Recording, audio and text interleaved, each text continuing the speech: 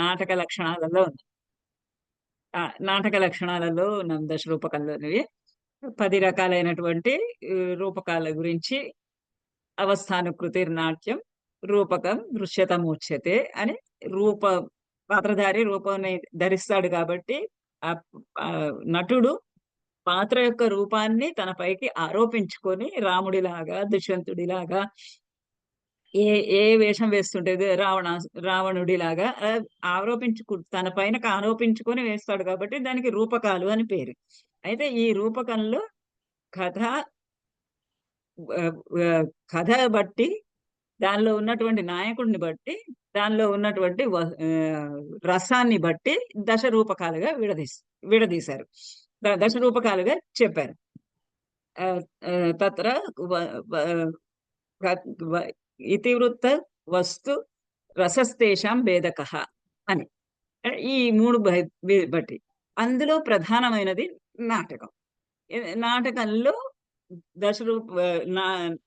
నాట్యశాస్త్రంలో భరతుడు చెప్పినటువంటి లక్షణాలు అన్నీ కూడా పొందుపరచబడి ఉంటాయి. కాబట్టి నాటకము అనేది చాలా ప్రసిద్ధమైనది, ప్రఖ్యాతమైనది, ముఖ్యమైనదిగా చెప్పి మొట్టమొదట నాటకం యొక్క లక్షణాలని చెప్తున్నాడు. అంటే నాటకంలో మనకి భరతుడు కానీ దశరూపకంలో ప్రథమ ద్వితీయ ప్రకాశాలలో ఏ లక్షణాలైతే చెప్పారో అవన్నీ కూడా ఇందులో ఉంటాయి అని ఆ నాటకం యొక్క ప్రసిద్ధిని అనుసరించి నాటకం యొక్క లక్షణాలు ముందుగా చెప్తూ ఉన్నాడు. అందులో మనం కొంచెం పాటలు చదివాము.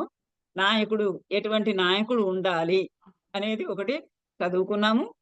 ఆ తర్వాత నాయకుడు ఎట్లాంటి వాడు ఉండాలి, ధీరోదాత్తుడై ఉండాలి, క్షత్రియుడై ఉండాలి, ప్రఖ్యాత వంశానికి చెందిన వాడై ఉండాలి, ఇలాంటి త్రయ్యాహ త్రాత వేదాలన్నింటినీ సంరక్షించేటటువంటి వాడుగా ఉండాలి అని నాయకుని యొక్క లక్షణం చెప్పారు. ఆ తర్వాత ఇతివృత్తము ఆధికారికమైనటువంటి ఇతివృత్తం ఉండాలి అన్నాడు.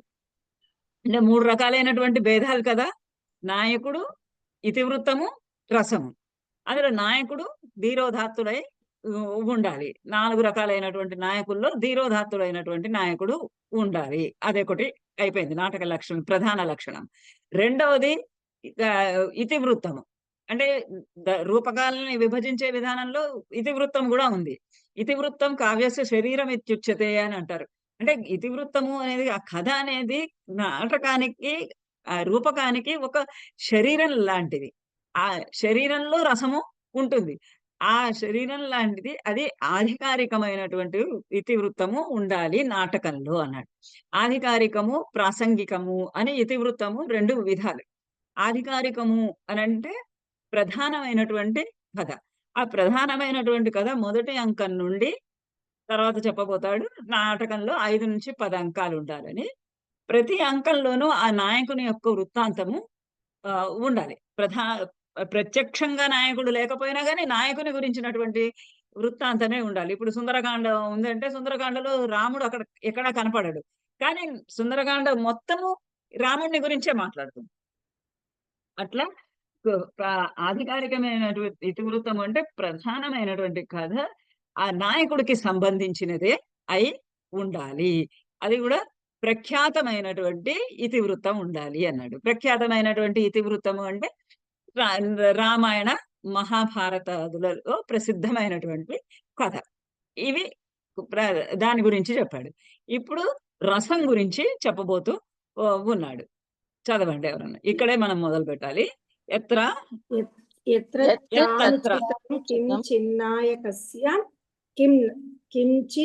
కించిత్ నాయకస్య రసస్య వా విరుద్ధం తత్పరిత్యాజ్యమన్యథా వా ప్రకల్పయేత్. యత్తత్ర అనుచితం కించిత్ నాయకస్య వా రసస్య వా విరుద్ధం తత్ పరిత్యజ్య అన్యథా వా ప్రకల్పయేత్. ఈ రసము ఎలా ఉంది అని అంటే ఎట్లా ఉండాలి అంటే యత్తత్ర ఎక్కడెక్కడైతే అనుచితములు అయినటువంటివి అంటే ఉచితం కానివంటివి ఆ నాయకుడికి సంబంధించినటువంటిది నాయకుని కన్నా కించిత్ నాయకస్య, నాయకునికి సంబంధించినటువంటిది అనుచితమైనటువంటిది ఎక్కడైనా గాని రసస్యవ, రసము గాని. రసాలు ఎన్ని రకాల రసాలు? మనకి నాట్యశాస్త్రం ప్రకారము 8 రసాలు ప్లస్ 1 9 ఆ, రసాలు. శృంగార, హాస్య, కరుణ.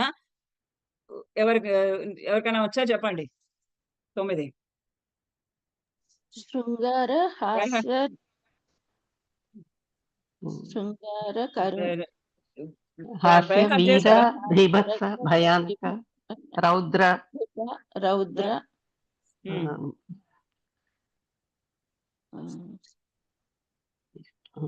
వీర,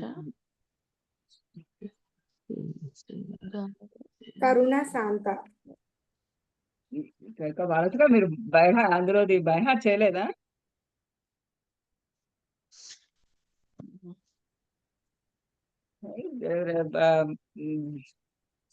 నాట్యశాస్త్రంలోంది శృంగార, కరుణ, హాస్య, శృంగార, వీర, హాస్య, రౌద్ర, కరుణ, రౌద్ర, వీర, భయానకాః, బీభత్స, అద్భుత ఇత్యష్టౌ నాట్య రసాః స్మృతాః అని. ఈ 8 యొక్క రసాలకి వాటిలన్నింటికి కూడా అనుచితమైనది ఏది కూడా అక్కడ ఉండకూడదు ఆ నాటకంలో. ఈ విరుద్ధం తత్ పరిత్యాజ్యం, దానికన్నా ఏదన్నా విరుద్ధంగా ఉంటే, అంటే నాయకుని యొక్క గుణాల కన్నా, నాయకుడికి గుణాలన్నీ వర్ణించారు కదా, ఆ వర్ణించినటువంటి గుణాల కన్నా వ్యతిరిక్తమైనటువంటి, విరుద్ధమైనటువంటివి, వ్యతిరేకంగా ఉన్న గుణాలు ఏవైనా కానీ వర్ణించాల్సిన అవసరం వచ్చినప్పుడు అవి తత్ పరిత్యాజ్య, వాటిని వదిలేయాలి. ఒకవేళ ఎక్కడైనా ఒక చోట నాయకుడికి, ఇప్పుడు మహాభారతంలో ఉన్నటువంటి శాకుంతలం కథ తీసుకుంటే, అందులో దుష్యంతుడికి ఆమెని అలా వివాహం చేసుకొని ఆమెను అలా మర్చిపోవటం కాదు, ఆమెను అలా వదిలివేయటం అనేది అది సరైనటువంటి విషయము కాదు. అంటే నాయకుడిగా అది ఆ నాయకుడి లక్షణాలు అభిగమ్య గుణోపేత, ఆ పొందదగినటువంటి గుణాలన్నీ కలిగి ఉన్నవాడికి అటువంటిది ఉచితమైనటువంటిది కాదు. అది అతని నాయకుని యొక్క విరుద్ధమైనటువంటి గుణం. అలాంటి విరుద్ధమైన గుణాలు ఏమన్నా ఉంటే తత్ పరిత్యజ్య, వాటిని వదిలివేసేయాలి. అలాంటి వాటిని చెప్పకూడదు. ఎందుకంటే ప్రేక్షకులందరూ చూస్తూ ఉంటారు. అయితే వాడు తప్పు చేయగలేనిది నేను చేస్తే తప్పేంటి అని. ఇప్పుడు అదే కదా జరుగుతున్నది. ఆ యూట్యూబ్లలో చూసి, సినిమాలలో చూసి ఎలాంటి హత్యలు చేస్తున్నారు. 14 ఏళ్ల పిల్లవాడు 12 ఏళ్ల అమ్మాయిని అలా కత్తితో పొడిచి చంపడం అనేది ఎట్లా తెలుస్తుంది వాడికి అసలు? ఆ 14 ఏళ్ల పిల్లవాడికి ఇలా చంపొచ్చు అన్నది.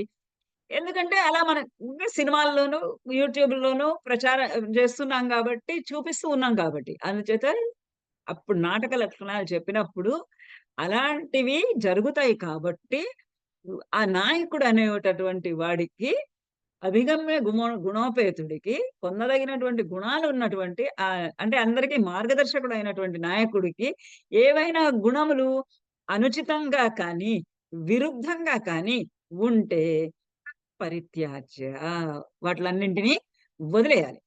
అంటే అవి ప్రదర్శించకూడదు. అంటే నాటకంలో అవన్నీ ఇంక్లూడ్ చేయకూడదు. ఒకవేళ గనక ఖచ్చితంగా చెప్పాల్సి వస్తే అన్యథా వా ప్రకల్పయేత్, దాన్ని వేరేగా మార్చి చెప్పాలి. ఇప్పుడు అభిజ్ఞాన శాకుంతలంలో దూర్వాస మహర్షి యొక్క శాప వృత్తాంతం ఎట్లా అయితే కల్పనము చేశాడు కాళిదాసు, అట్లా అన్యథా వా కల్పయేత్. ఇప్పుడు ఆ శాపాన్ని బట్టి ఇట్లా జరిగింది అనేది అందరికీ యాక్సెప్టబుల్. అందుకని అట్లాంటి ఏదన్నా కానీ వేరే విధంగా చెప్పాలి అని అన్నాడు, అని చెప్తున్నాడు. ఇక్కడ చదవండి, కొన్ని ఏదో 2 ఎగ్జాంపుల్స్ ఇచ్చినట్టుగా కనిపిస్తుంది.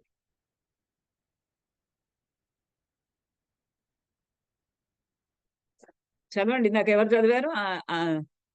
జయ గారా? అవునండి. ఆద్యంతమేవం నిశ్చిత్య పంచధా తద్విభజ్య చ ఖండశః. కాదమ్మా, ఇది చదవండి. ధనికుడు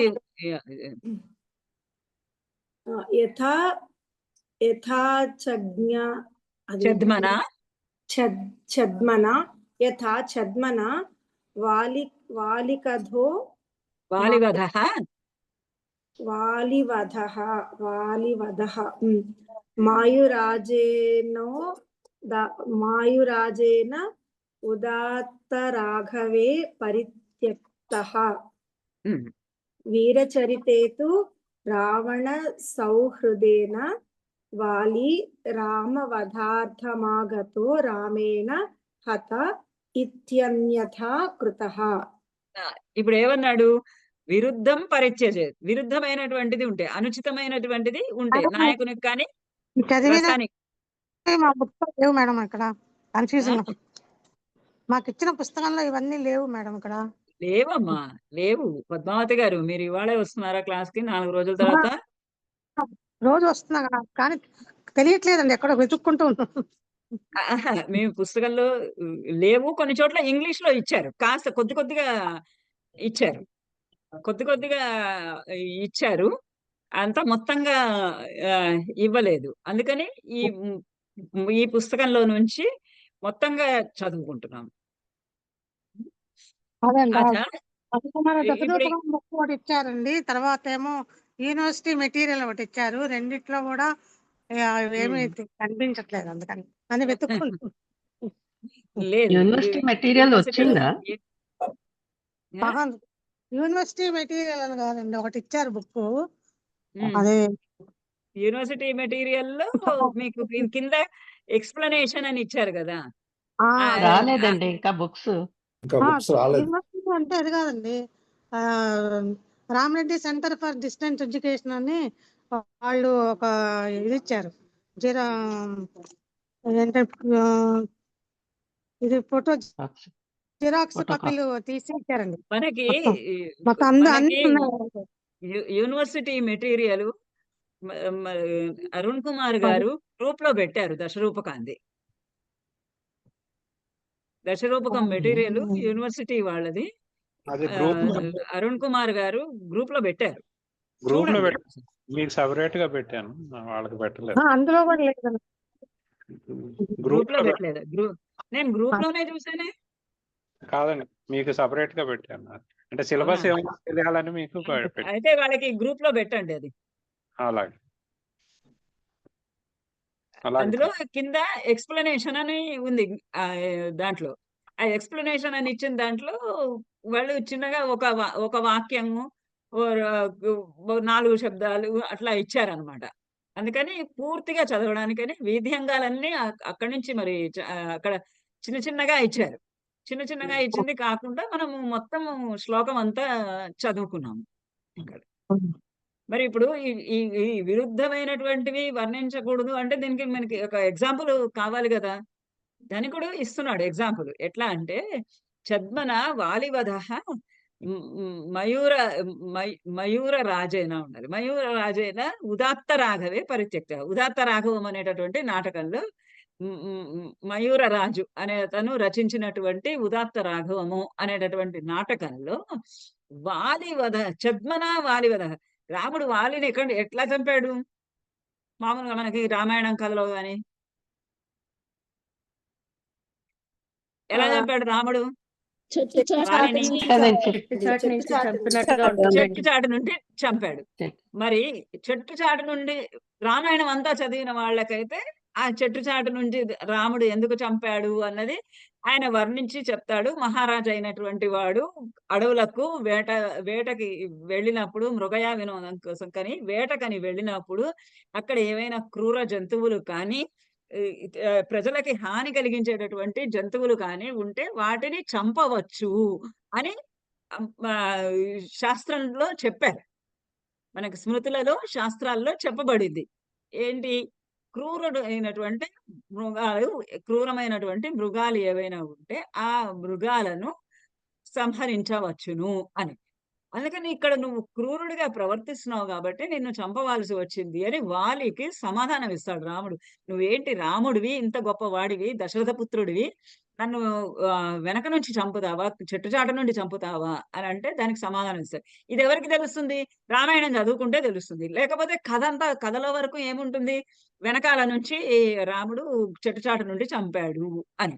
ఇప్పుడు రాముడు చెట్టుచాట నుండి చంపాడు అనగానే రాముడి శీలం మీద రాముడి క్యారెక్టర్ మీద, రాముడి నాయకత్వ లక్షణాల మీద అది అపవాదే కదా! అవునా కదా? అవునండి. అవును. అపవాదు. మరి అందుకని అట్లాంటి అపవాదు, అట్లాంటి విరుద్ధమైనటువంటివి ఉంటే అవి వదిలేయాలి అనేది ఒక పాయింట్. అందుకని ఛద్మన వాలివదః ఛద్మంగా మోసంగా వెనక నుంచి అలా చంపినటువంటి వాలి వధ ఏదైతే ఉందో అది ఈ ఉదాత్త రాగమంలో పరిత్యజించబడింది అని. పరిత్యజించబడింది. అది వదిలివేయబడింది. ఆ ఉదాత్త రాగమంలో వాలి వధ ఛద్మన వాలివదః. ఛద్మన అంటే కపటంగా, కపటముగా వాలిని సంహరించినటువంటి విధానము అది వదిలిపెట్టేశారు. ఎందుకంటే ఆ రామాయణంలోకి అది సూట్ అవ్వలేదు. అంటే రాముడి యొక్క నాయకత్వ లక్షణానికి అది సూట్ కాలేదు. అందుకని విరుద్ధంగా ఉంది కాబట్టి వదిలేశాడు. ఇంకో రెండోదేమన్నాడు? అన్యథా ప్రకల్పయేత్. అన్యథా ప్రకల్పయేత్ అంటే మనం ఒకటి అభిజ్ఞాన శాకుంతలంలో దుష్యంతుడి శాపవృత్తాంతం ఒకటి మీరు ఎగ్జాంపుల్‌గా రాయొచ్చు. రెండోది వీరచరితము అనేటటువంటి నాటకంలో ఇది ఎవరు రాసిందో మనకు తెలీదు. కొన్ని అలభ్యం. రావణ సౌహృదేన, రావణుడి యొక్క సౌహృదేన స్నేహితుడైనటువంటి వాలిని రామవధార్థం ఆగతః రామేణ. రామవధ కోసంకి వచ్చినటువంటి రామవధార్థం ఆగతః వాలి, రాముణ్ణి చంపడానికని వచ్చినటువంటి వాలి. రావణుడి స్నేహితుడైనటువంటి వాలి తన స్నేహితుడు రావణాసురుడిని చంపడానికి రాముడు వస్తున్నాడు అని తెలుసుకొని ఆ రాముణ్ణి చంపడానికి వచ్చినటువంటి వాలిని రామేణ హతః, రాముడి చేత చంపబడ్డాడు. అంటే శత్రువు వచ్చాడు, చంపడానికి వచ్చాడు. చంపడానికి వచ్చినటువంటి శత్రువుని, ప్రత్యర్థిని ఎదుర్కొని రాముడు అతన్ని చంపేశాడు అని ఇది అన్యథాకృతః. ఇది అన్యథాకృతః వేరే రకంగా చెప్పబడింది ఆ వాలివధనే.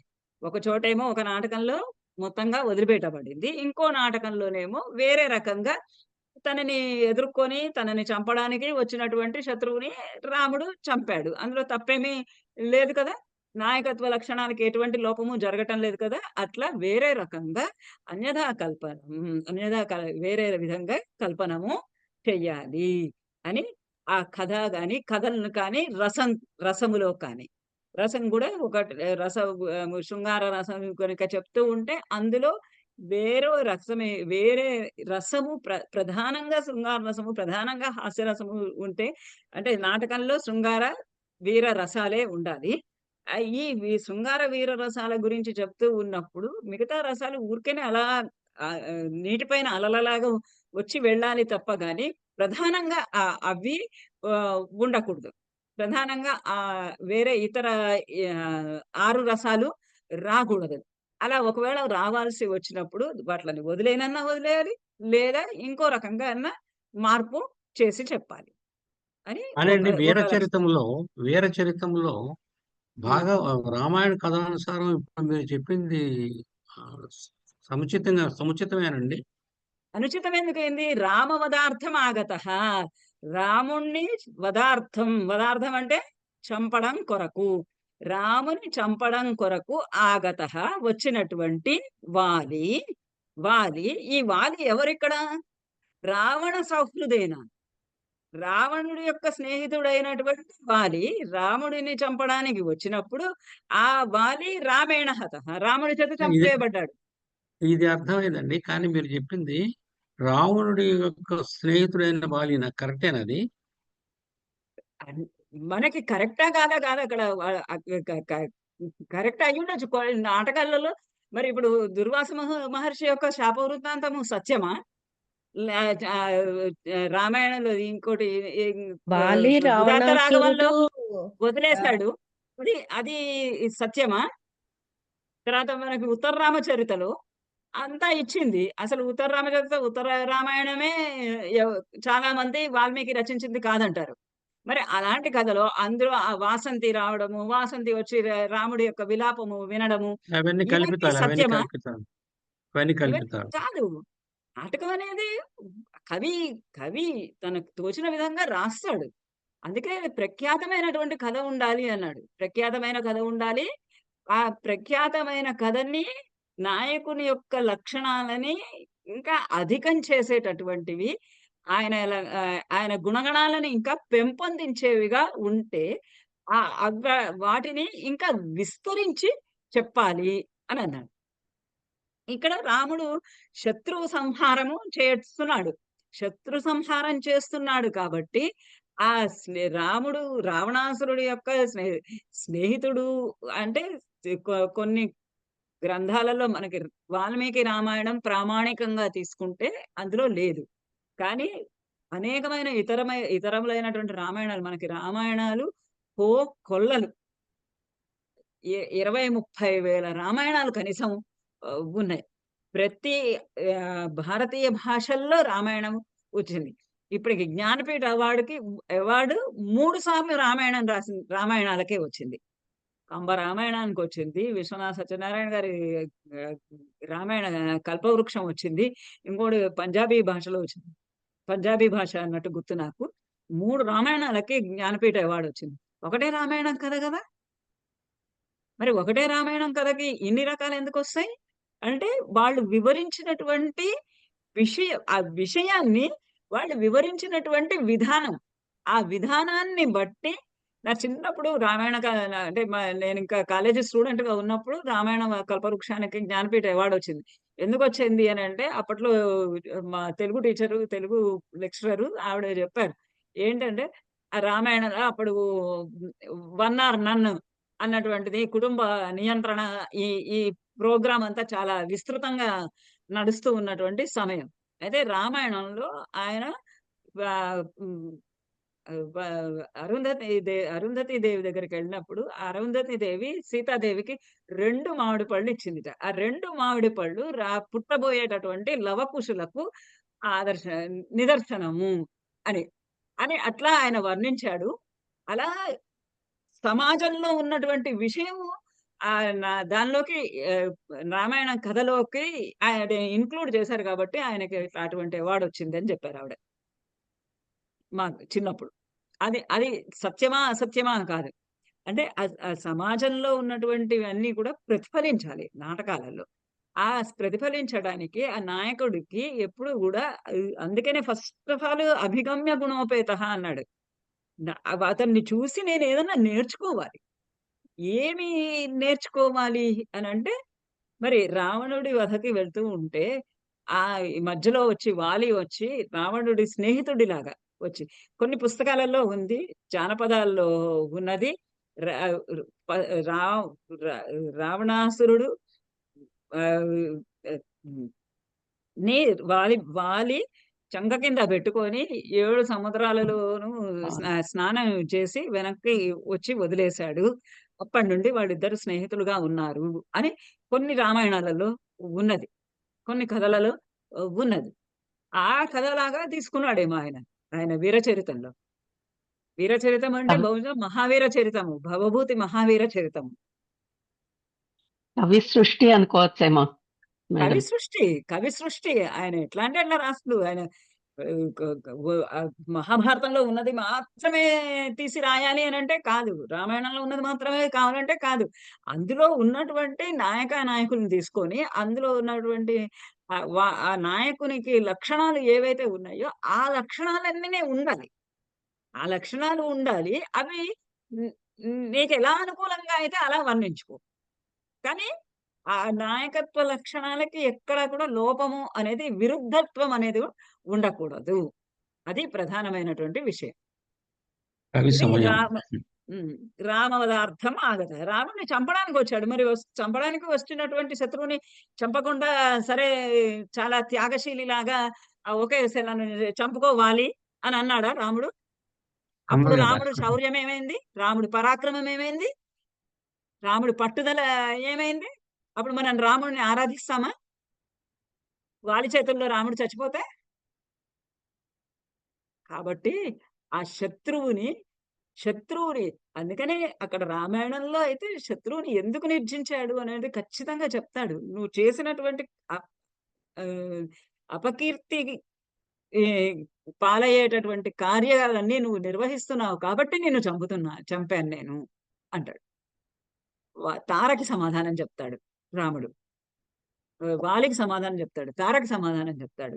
ఇటువంటి క్రూర మృగంలాగా ప్రవర్తిస్తున్నాడు అతను. మరి సుగ్రీవుడు ఉన్నాడు కదా, సుగ్రీవుడిని ఎందుకు చంపడం లేదు? వాలిని ఎందుకు చంపాడు? ఎందుకంటే అతడు క్రూర మృగంలాగా ప్రవర్తిస్తున్నాడు. మృగ ప్రవర్తనని చంపడం అక్కడ. ఆ మృగంలాగా ప్రవర్తించేటటువంటి విధానాన్ని చంపడం అక్కడ. యాక్చువల్ గా మీనింగ్ బిహైండ్ అంటే క్రూరమైనటువంటి విషయాల్ని సంహరించాలి, అణచాలి అనేది. అది రాముడి యొక్కటువంటి నాయకుడైనటువంటి రాముడి యొక్క గుణగణాన్ని పెంచేదిగా, విస్తరింపజేసేదిగా ఉంటుంది అని. ఇది అన్యథా కృతః. ఓకేనా? సాటిస్ఫైడా? ఓకేనండి, థ్యాంక్ యూ.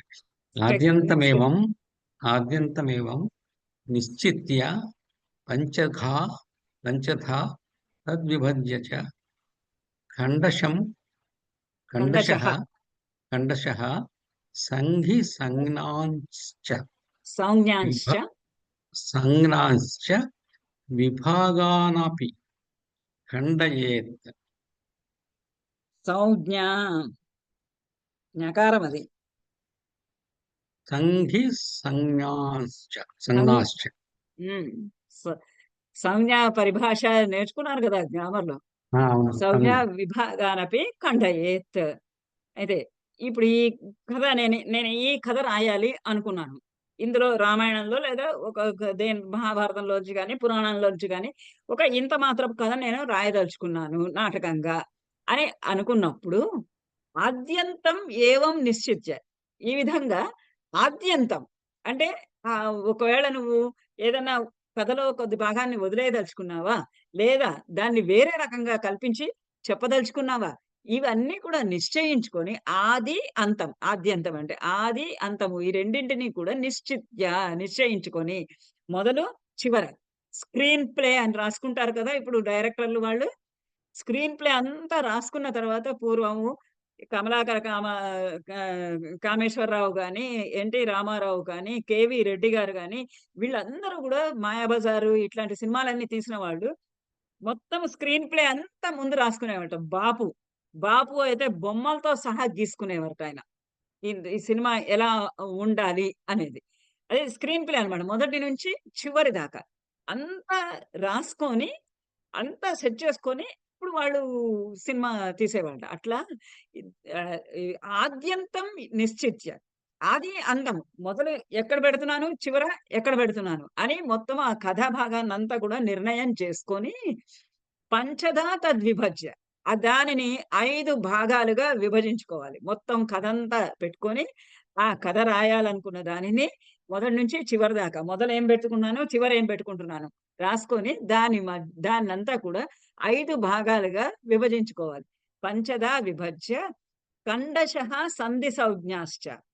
ఖండశః ముక్కలుగా, ఆ సంధికి సంధ్యంగాలు అని సంధికి 13, 14 అంగాలు ఉన్నాయి. ఆ అంగాల చేత ఖండశః సంజ్ఞాశ్చ, దాని పేర్ల ప్రకారము దాన్ని 5గా 5ని ముక్కలుగా అంటే బీజం. మీకు ఇదివరకు సంధి పేర్లు చెప్పాను, ఇప్పుడు ఇందులో వస్తుంది మళ్ళా. గర్భసంధి, ప్రతిముఖ సంధి, ముఖ సంధి, ప్రతిముఖ సంధి, గర్భసంధి, అవిమర్శ సంధి, నిర్వహణ సంధి అని సంధులు 5. ఈ సంధికి ఒక్కొక్క సంధికి సంధి అంటే కంటిన్యూటీ. కథని మొదలుపెట్టినటువంటి కథని కంటిన్యూస్ గా తీసుకొని వెళ్ళడం. ఒక క్యారెక్టర్ ఏదన్నా ఉందంటే దాని యొక్క కోర్ క్వాలిటీస్ ఏవైతే ఉంటాయో అవన్నింటినీ అలానే ఉండాలి చివరి దాకా, మధ్యలో మార్చకూడదు. రామాయణంలో సీతాదేవి రాముణ్ణి వనవాసానికి వెళ్తున్నప్పుడు, సీతాదేవి కూడా వనవాసానికి అతనితో పాటు కలిసి వెళుతూ ఉన్నప్పుడు దశరథుడు వాళ్ళని ఆపలేడు. ఎందుకంటే తన మాట ప్రకారమే వాళ్ళు వెళుతున్నారు. వెళ్తుంటే నేను సీతాదేవిని అడవులకు వెళ్ళమని చెప్పలేదు, సీతాదేవి ఆజ్ఞాపింపబడలేదు. కాబట్టి సీతాదేవికి 7 వారాల నగలు తర్వాత లక్ష్మణుడికి కావలసినటువంటి ఆయుధాలన్నింటినీ కూడా రథంలో నింపండి అని ఆయన సుమంత్రుడికి ఆజ్ఞిస్తాడు. ఈ చిన్న ఒక అనుష్ఠుప్ శ్లోకంలో ఒక లైన్ లో ఉంటుంది ఇది అయోధ్యకాండలో. ఇక్కడ ఈ నగలు సీతాదేవికి ఇచ్చినవి ఆమె ఏం వేసుకోలేదు. 7 వారాల నగలు ఆమె వేసుకొని కూర్చుందా పంచవటిలో? లేదు. ఆమె నారబట్టలు, నార చీరలు కట్టుకొనే ఉన్నది. కానీ ఆమెకి అన్నీ కూడా నగలు అన్నీ కూడా ఇచ్చినవున్నాయి. ఆ నగలు అన్నీనే అక్కడ ఆవిడ తీసుకెళ్ళి కిష్కింధకాండలో హనుమంతుడి దగ్గర పడవేసింది. ఇలా ఇక్కడ ఈ నగలు ఎక్కడి నుంచి వచ్చినాయి ఆమెకి అనంటే, ఇక్కడ దశరథుడు పెట్టినటువంటి నగలు అక్కడ ఇవ్వబడినాయి. ఇట్లా కథని ఇక్కడ మొదలుపెట్టినటువంటి కథ ఇక్కడ ఎండ్ చేస్తున్నప్పుడు వాటికి అన్నిటికీ ఒక కంటిన్యూటీ అనేది ఉండాలి. ఆ కంటిన్యూటీని ఆ సంధి అంటారు. సంధి అంటే ఏంటి? 2 కలపడమే కదా! సంధి అంటే సంహిత, సంధి. సంహిత ఒక దగ్గరికి చేర్చటం. ఆ కథా భాగాన్ని అంతటిని కూడా ఒక దగ్గరగా కూర్చటం. ఒక పూల మాల గుచ్చితే పూలమాలలో ఎలా అయితే పువ్వులు ఒకదాని తర్వాత ఒకటి గుచ్చుతారో, అలా ఈ కథా భాగాన్నంతటిని కూడా కూర్చటాన్ని సంధి అంటారు. ఆ సంధికి ఎలా ఆ కథని పెంచాలి అనటానికి పంచసంధులు ఇచ్చారు. ఆ పంచసంధులు ఎట్లా ఏర్పడతాయి అనంటే, పంచకార్యావస్థలు, పంచ అర్ధ ప్రకృతులతో కలిసి ఈ సంధులు ఏర్పడతాయి. ఆ పంచసంధులను కలిపి ఆ కథలో అలా పెంపొందిస్తూ ఉండాలి. ఖండశః సంజ్ఞాశ్చ విభాగానపి ఖండయేత్. వాటన్నిటిని ఆ విభాగాలన్నీ ఒక్కొక్క ముక్క ఎక్కడెక్కడ ఏవేవి ఎట్లా కథని పెంచాలో ఆ రకంగా కథని పెంచుకుంటూ వెళ్ళాలి అని ఆ నాటకంలో అయితేనే, ఈ నాటకంలో అయితేనే 5 సంధులు ఉండాలి. 5 సంధుల యొక్క సంధ్యంగాలన్నీ కూడా ఉండాలి. ఒక్కొక్క సంధికి దానికి తగినటువంటి అంగాలు ఏవైతే ఉన్నాయో అవన్నీ ఉండాలి అని చెప్తున్నాడు. మాళవికాగ్నిమిత్రంలో చేసినట్లుగా. మాళవికాగ్నిమిత్రంలో చూశారు అదే. మాళవికాగ్నిమిత్రం ఖచ్చితంగా ఇట్లా నాటక లక్షణాలన్నీ గుప్పించినటువంటి నాటకం అది. అన్ని సంధ్యంగాలు ఉన్నాయి. అనౌచిత్య రస విరోధ పరిహార పరిశుద్ధీకృత సూచనీయ దర్శనీయ వస్తు విభాగ లానుసారేణో ఉంది ఇక్కడ. ఫలానుసారేణ ఫలానుసారేణో ఉపకృప్తి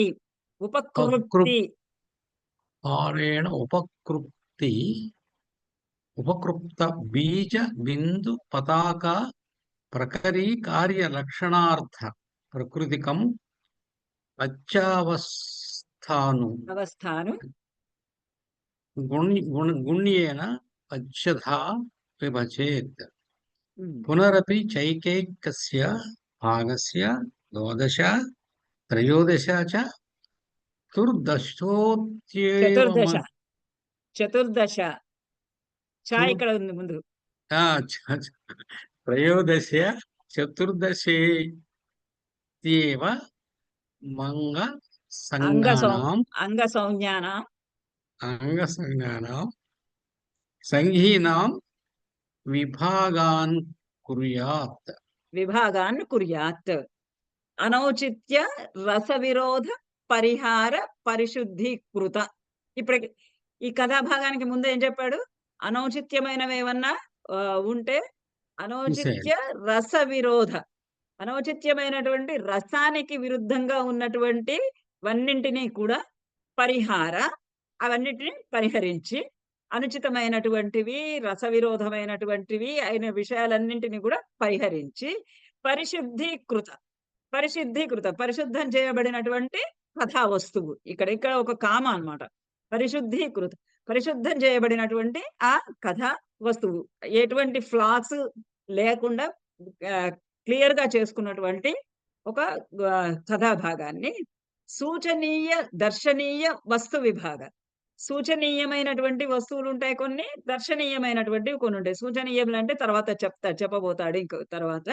కొన్ని చూపించడానికి తగదు, స్టేజ్ మీద ప్రదర్శించడానికి తగనటువంటి, ఏదో అక్కడి నుంచి ఇక్కడికి వెళ్ళాడు రాముడు, సముద్ర పైన ఆనకట్ట కట్టాడు అంటే అది స్టేజ్ మీద చూపించడానికి అవ్వదు కదా. అలాంటివన్నీ కూడా అవన్నిటిని ఏమంటారంటే సూచనీయములు అని అంటారు. సూచనీయ, దర్శనీయ. దర్శనీయ అంటే చూపించడానికి యోగ్యమైనటువంటివి. వస్తు విభాగ వస్తువులన్నింటినీ కూడా విభాగం చేసి ఫలానుసారేణ దాని ఏ రసమునైతే ఉత్పత్తి చెయ్యాలి అనుకున్నారో ఆ రసోత్పాదనం కలిగేటట్టుగా ఉపక్లుప్త వాటన్నింటినీ కల్పనమును చేసుకొని వాటన్నిటినీ సాధనము చేసుకొని బీజ బిందు పతాక ప్రకరి కార్యలక్షణార్థ ప్రకృతికం. బీజ బిందు పతాక ప్రకరి కార్య అనేటటువంటి 5 అవస్థలు, పంచ అవస్థానం. తర్వాత అర్ధ ప్రకృతికం. ఈ అర్ధ ప్రకృతులను పంచ అవస్థానుగుణ్యేన పంచ అవస్థలు అని అంటే ఆరంభ, యత్న,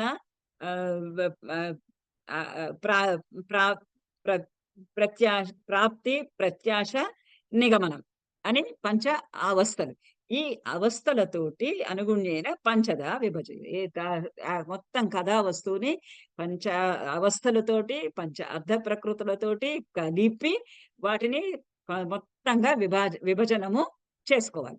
చేసుకొని పునరపి అంటే ఈ పంచ అర్ధ ప్రకృతులు అని అంటేనేమో నేనేం చెయ్యాలి అనుకున్నది ఒక ప్లాన్ రాసుకోవడం. పంచ అవస్థలు అంటే నాయకుడు ఏమేమి చెయ్యాలి, ఎలా ప్రొసీడ్ అవ్వాలి కథతోటి అనేది అని రాసుకోవటం అనేది అవస్థ. అంటే ఎట్లా అంటే నాకు ఫలానా మా గురువు గారు చెప్పేవారు, ఫలానా గవర్నమెంట్ లో నాకు ఉద్యోగం కావాలి అనేటటువంటిది అర్ధ ప్రకృతి ఆశ.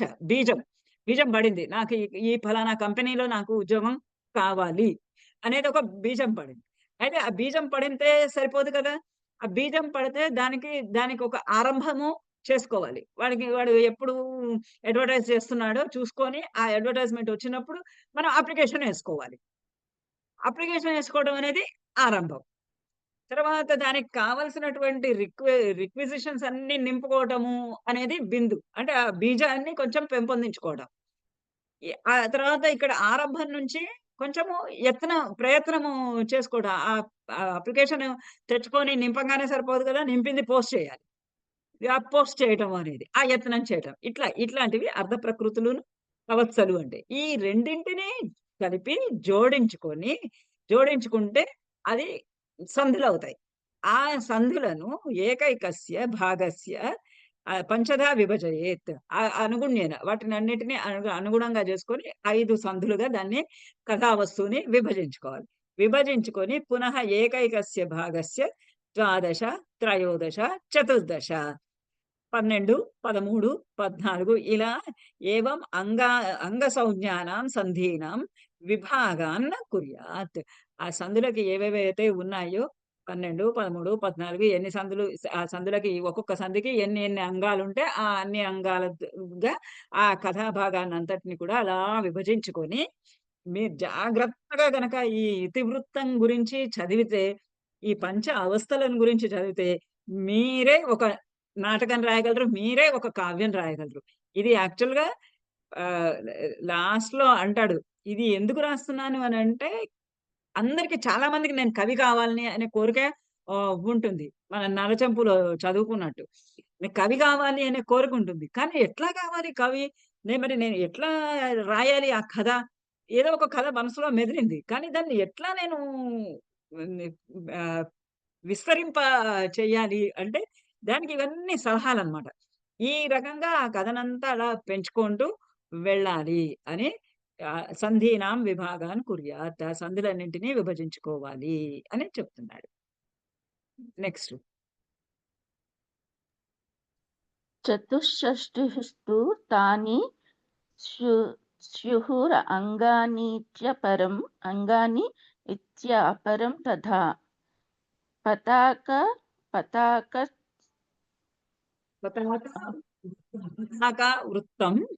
వృత్తం పతాక వృత్తం వృత్తం అంటే ఇతివృత్తం వస్తు కథావస్తు అపి యూనమేకాధైరను అనుసంధిభిః అంగాన్యత్ర యథాలాభ యథాలాభం సంధిం ప్రకరీం అసంధిం న్యాసి అసంధిం అసంధి అసంధి నా ప్రకరీం న్యసేత్.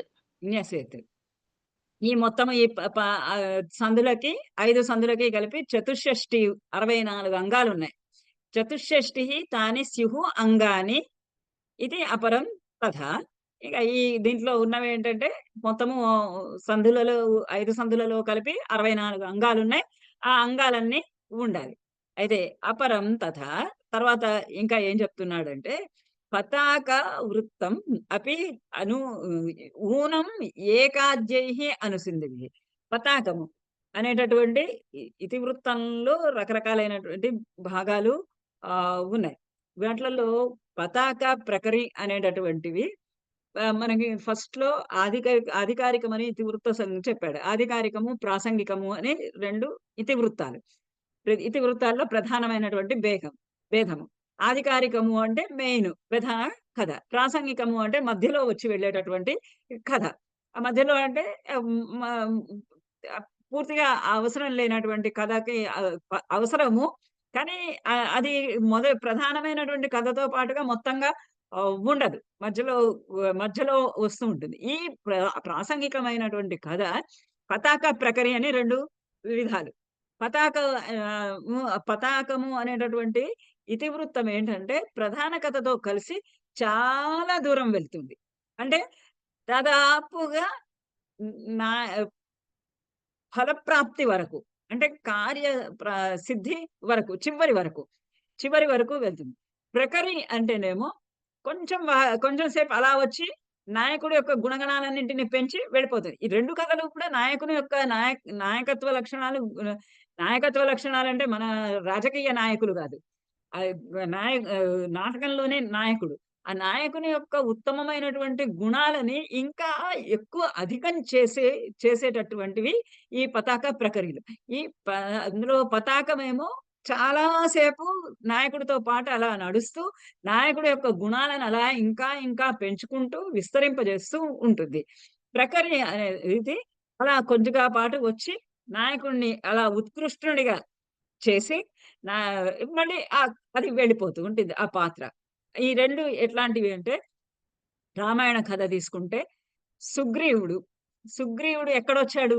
చాలా భాగం కథ అయిపోయిన తర్వాత సుగ్రీవుడు వచ్చాడు. రామాయణంలో దశరథుడి కుమారుడుగా జన్మించాడు, అడవుల పాలయ్యాడు, పంచవటిలో ఉన్నాడు. అక్కడ కరదూషణ శూర్పణఖ వృత్తాంతం అయిపోయింది, కరదూషణాదులు అయిపోయింది, సీతాదేవిని రావణుడు అపహరించడం అయిపోయింది. ఆ తర్వాత వచ్చాడు సుగ్రీవుడు. ఆ తర్వాత వచ్చినటువంటి సుగ్రీవుడు ఎక్కడి దాకా ఉన్నాడు? చివరి దాకా రావణాసురుని సంహారం అయిపోయి అయోధ్యకు వచ్చేదాకా సుగ్రీవుడు అతనితో పాటే ఉన్నాడు. ఇట్లాంటి కథని పతాక అంటారు. మొదటి నుంచి చివరి దాకా, అంటే మొదటి నుంచి కాదు, మధ్యలో వచ్చి నాయకుడు సుగ్రీవుడితో ఉన్నప్పుడు ఏం పెంచారు? స్నేహ సౌభ్రాతృత్వాదులు పెంచాడు.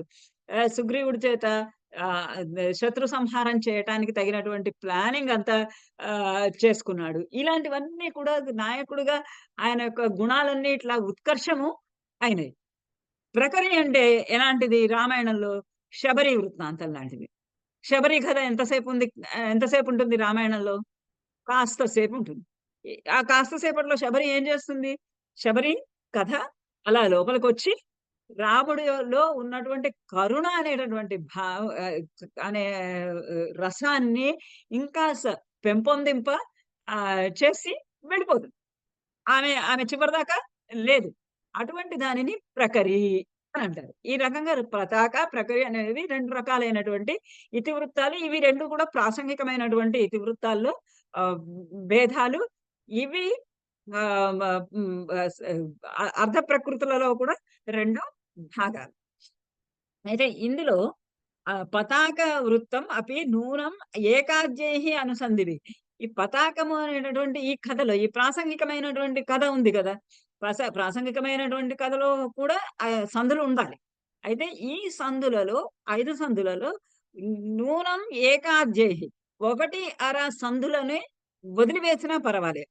పతాక ఆ, పతాకము అనేటటువంటి ఇతివృత్తంలో. అంటే ఇప్పుడు సుగ్రీవుడి వృత్తాంతం ఉంది. సుగ్రీవుడి వృత్తాంతంలో ఏముంది? ఆ, వా- సుగ్రీవుడు వాలితోటి ఆ, శత్రుత్వము, వాలిని వధింపజేయటము, వా వాలి భార్యని అంగదుడిని రాజు చేసి తాను వాలి భార్యని వివాహం చేసుకోవడం, రాముడితోటి ఈ స్నేహము, అది మర్చిపోయి వర్షాకాలం అంతా భార్యతోటి సుఖిస్తూ రాముడికి ప్రతిజ్ఞ చేసింది మర్చిపోవటం, మళ్ళా రాముడి దగ్గరకు వచ్చి తన ప్రతిజ్ఞని నిలుపుకోవటం, ఇలాంటివి ఇలా సుగ్రీవుడి చుట్టూ కొంత కథ ఉన్నది.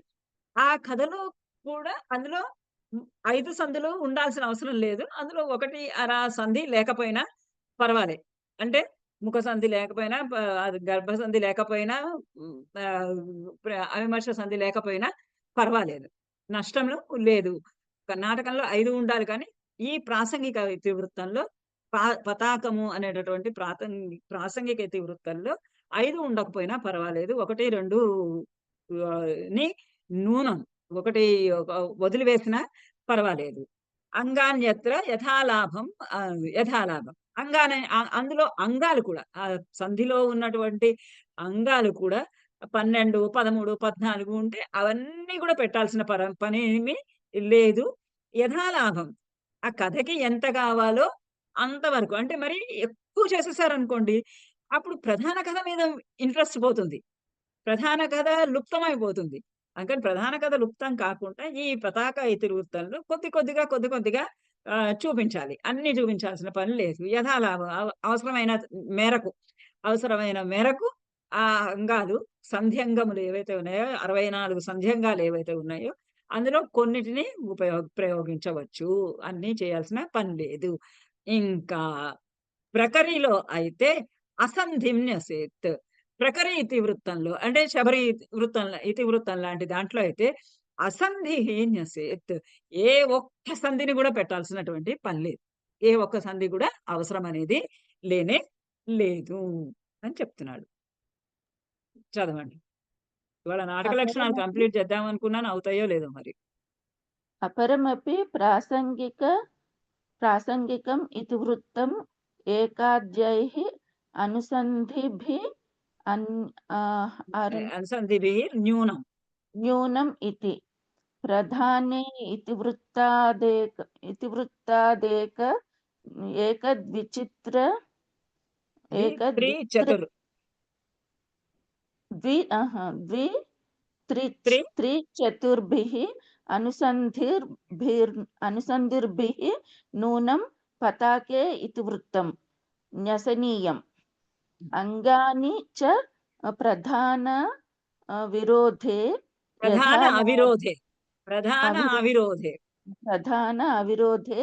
యథాలాభం న్యసనీయాని. ప్రకరీతివృత్తం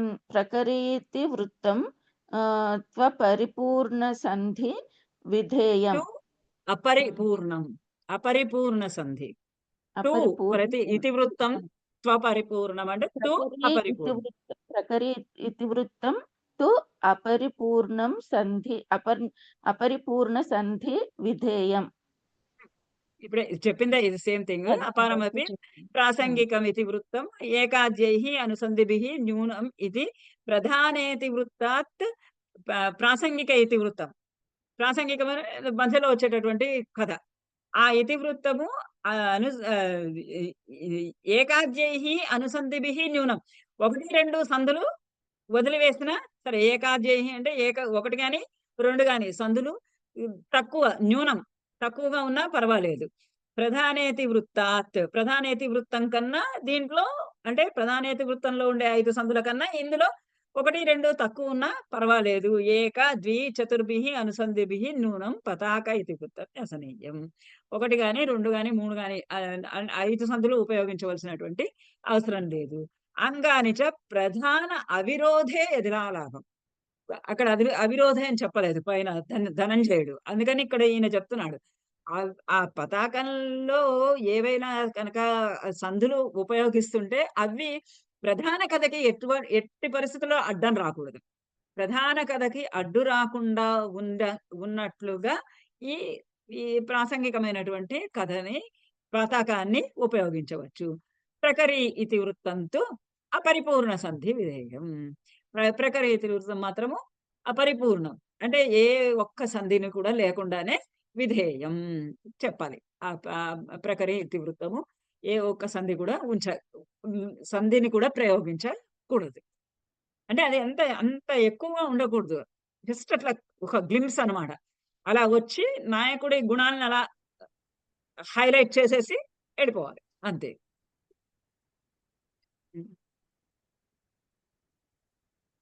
తత్రైవం విభక్తే ఆదౌ విష్కంభకం కుర్యాత్ అంకం వా కార్యయుక్తితః ఇయం అత్ర కార్యయుక్తిః. చదివేసేయండి ఇదంతా. అపేక్షితం పరిత్యజ్య నీరసం వస్తు విస్తరం యదా సందర్శయేత్ శేషం కుర్యాత్ విష్కంభం తదా. యదా తు సరసం వస్తు మూలాదేవ ప్రవర్తతే ఆదావేవ తదాంకః స్యాత్ స్యాదాముఖాక్షేప సంశ్రయః. ఆముఖాక్షేప సంశ్రయః. స్యాత్ ఆముఖాక్షేప సంశ్రయః. తత్ర ఏవం విభక్తే. అక్కడ ఇంకా ఏ కథానంతటిని కూడా అలా ఇతివృత్తాన్నంతా కూడా అలా సెట్ చేసుకున్న తర్వాత ఏవం విభక్తి అంటే ఈ విధంగా విభజించుకున్న తర్వాత మొత్తం అంతా రాయాల్సినటువంటి కథనంతటిని కూడా ఈ రకంగా అంతా చేసుకున్న తర్వాత విభజించుకున్న తర్వాత ఆదౌ విష్కంభకం కుర్యాత్ అంకం వా కార్యయుక్తితః. ఆదవు మొట్టమొదటిగా నాటకం కనుక ప్రారంభించే టైంలో విష్కంభకం కుర్యాత్, ఒక విష్కంభకాన్ని మనకి మాళవిక అగ్నిమిత్రంలో ఎలా అయితే విష్కంభకము మిశ్ర విష్కంభకం ఉంది అక్కడ గణదాసు తోటి మాట్లాడటం, ఆ ఉంగరము వాళ్ళిద్దరు కలిసి మాట్లాడుకుంటూ ఉంటే ఆమె మాళవిక నృత్యం నేర్చుకుంటున్నది, ఆ నృత్యం ఎక్కడ దాకా వచ్చింది అనే ఒక విషయము, మాళవిక నృత్యం నేర్చుకుంటున్నది అనే ఒక విషయము, మాళవికని రాజు చిత్రపటంలో చూశాడు అనేటటువంటి విషయము, గణదాసు తోటి మాట్లాడటము, ఇవంతా కూడా గణదాసు మాళవిక నృత్యము చాలా బాగా చేస్తున్నది, ఆమె మంచి అభిజాత్య వంశానికి చెందినది అని చెప్పడం. ఇంతవరకు అక్కడ కథాభాగము అయ్యింది. అట్లా విష్కంభ అంటే బీజము ఒక సూచన అయిపోయింది. ఆ అమ్మాయి డాన్స్ నేర్చుకుంటున్నది, ఆ అమ్మాయి ఉత్తమ కులంలో జన్మించినది, రాణి గారు నాగముద్రిక ఉంగరము చేయిస్తున్నది అని. ఎందుకంటే ఈ నాగముద్రిక ఉంగరం కూడా అవసరం ఉంది, ఎక్కడ 4వ అంకంలో అవసరం ఉంది.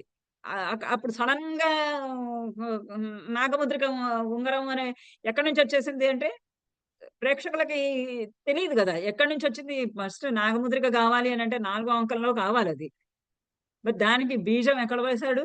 మొదటి విష్కంభంలో వేశాడు. అట్లా ఒక విష్కంభకము ముందు ప్రయోగించాలి.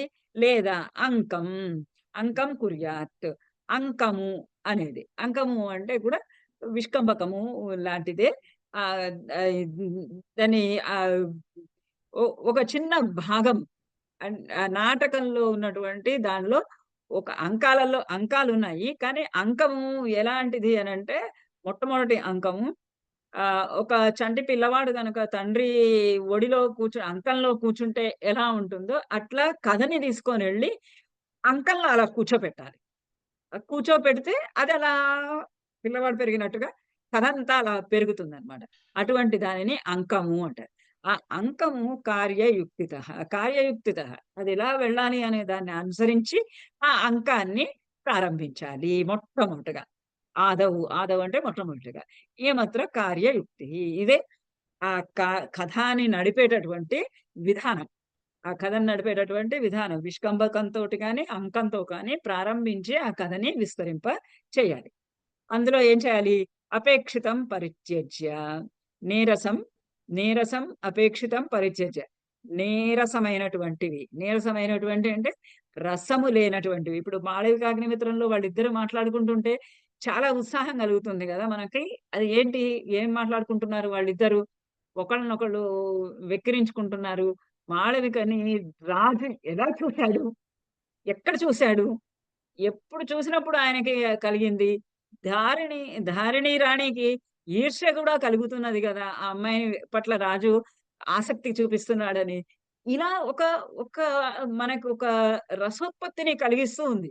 అలా కాకుండా డల్‌గా ఉండేవి. నీరసము అంటే నీరసం. రసము లేనటువంటిది.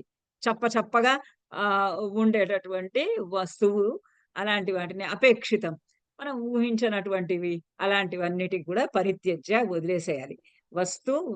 వదిలేసి వస్తు విస్తరం.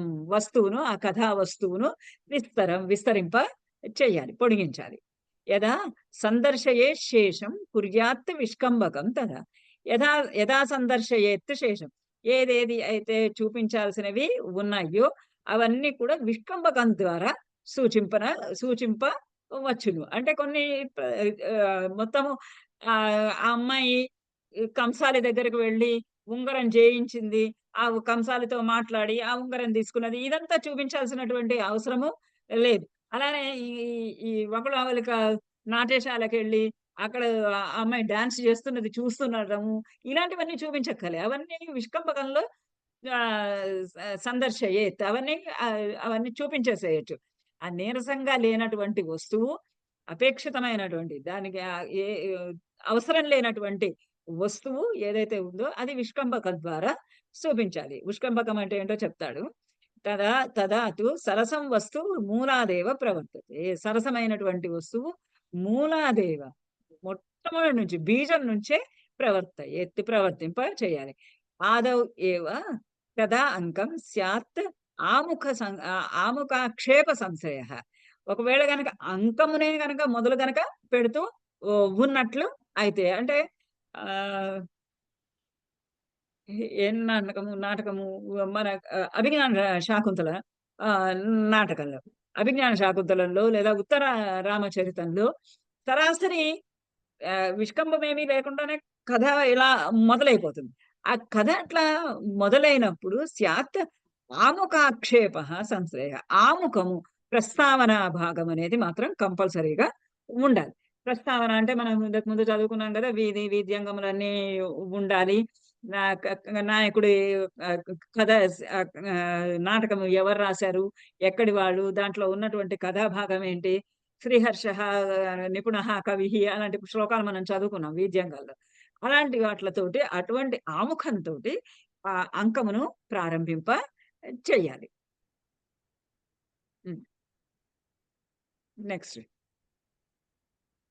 ఈ కాస్త చదివి ఆపుదాం ఇంకా. అరే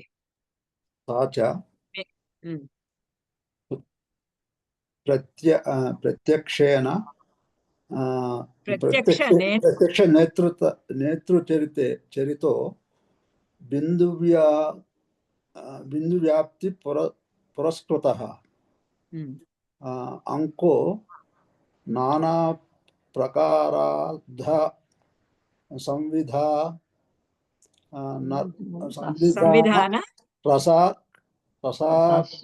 రసాశ్రయ సచ. అది అంటే ఆ కథని విస్తరింపజేసేటటువంటి ఆ అంకము ఏదైతే ఉందో అక్కడ ఆ అంకం అన్ని కూడా ప్రత్యక్ష నేతృచరిత. ప్రతి అంకంలో కూడా నేత యొక్క చరిత ప్రత్యక్షంగా అక్కడ ఉండాలి. ప్రతి దాంట్లో కూడా బిందు వ్యాప్తి పురస్కృత. బిందువుతోటి ఆ నాయకుడు అక్కడ చూశాడు, అగ్నిమిత్రుడు మాళవికని చిత్రపటంలో చూశాడు అన్నటువంటి బీజం అక్కడ పడిపోయింది. దాన్ని విస్తరింప చేయాలి బిందులో. ఎట్లా ఆ అమ్మాయిని, ఆ గణదాసు హరదాసు వాళ్ళ ఇద్దరి మధ్య ఒక స్పర్ధను సృష్టించి నాయకని రాజు చూసేటట్టుగా, నాయకని రాజు గమనించేటటువంటి విధంగా, ప్రత్యక్షంగా చూసేటటువంటి విధంగా ఆ కథని ఎలా బిందువుని విస్తరింప చేయాలి. బిందు వ్యాప్తి పురస్కృత అంకః నానా ప్రకార అర్థ సంవిధాన రకరకాలైనటువంటి అర్థములతోటి అంటే నాటకం యొక్క కథా వస్తువును అనేక విధాలుగా విస్తరింపజేస్తూ రసాశ్రయ రసము అనేది దానిపైన ఆధారపడి ఆ కథ అది అనేక విధాలుగా విస్తరింప చెయ్యాలి. రంగప్రవేశే సాక్షాన్నిర్దేశ్య మానా నాయక నిర్దిశ్యమాన నాయక వ్యాపారో బిందూపక్షేపార్థ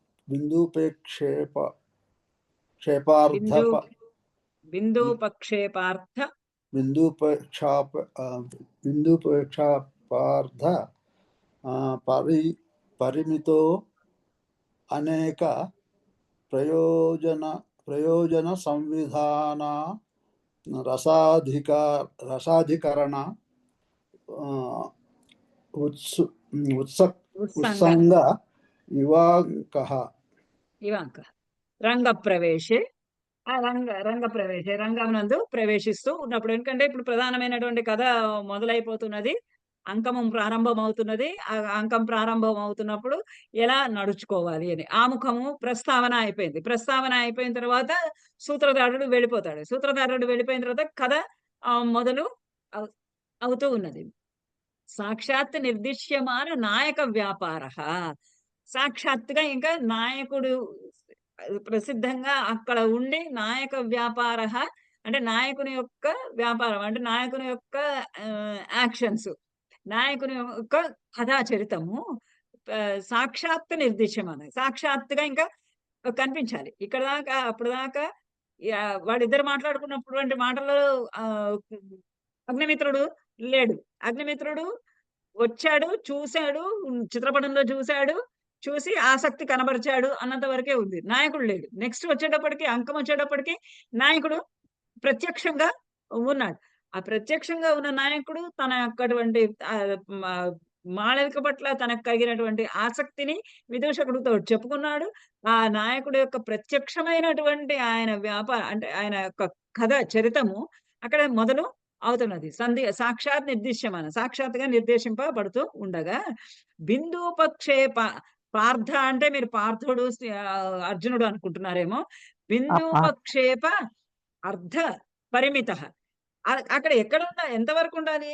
ఆయన చూశాడు అనగానే వెంటనే నెక్స్ట్ సీన్ లో మాళవికని తీసుకొచ్చేసేసి రాజుగారికి రాజుని మాళవికని ఒక గార్డెన్ లోనో ఎక్కడో ఒక చోట కలిసినట్టుగా చూపించేస్తే ఇక మనకి ముందు కథ లేదు అసలు. అంతే కదా. రాజుగారు అగ్నిమిత్రుడు మాళవికని చూశాడు, ఆసక్తి కనబరిచాడు, అయిపోయింది. ఇప్పుడు నెక్స్ట్ ఎలా అది బిందుగా విస్తరించాలి, అంతేగాని కార్యసిద్ధి కాకూడదు. కార్యసిద్ధి అంటే 5వది పంచసంధులలో 5వది జరగకూడదు.